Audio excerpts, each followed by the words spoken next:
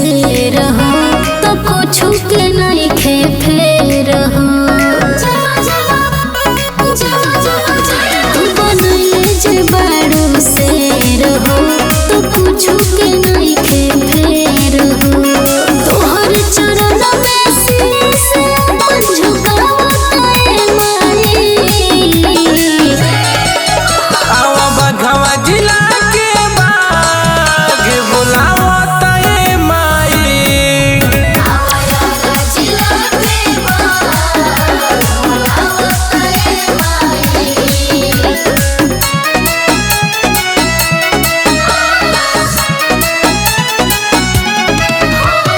Music बार मोनू अभिराम।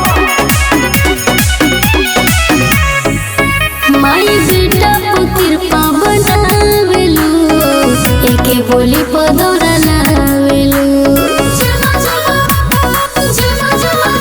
धन्य बानी आशीष तोहर पाके हो, कोई जाला नया के देखा के हो।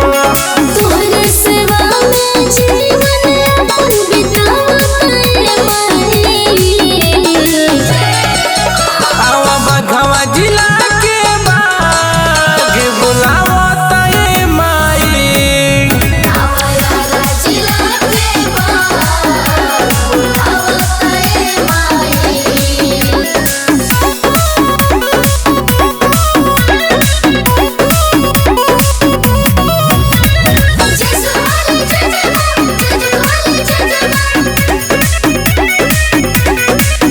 कोई शेर के सोझा न खोखेला, तोहरे कृपा से सब कुछ होखेला। कहीं भक्ति तो शक्ति मिलत बाटे, राजू सरगम के जिंदगी खिलत बाटे। गीत पहलत परवाना तोहर गावताए माई। आवा बघवा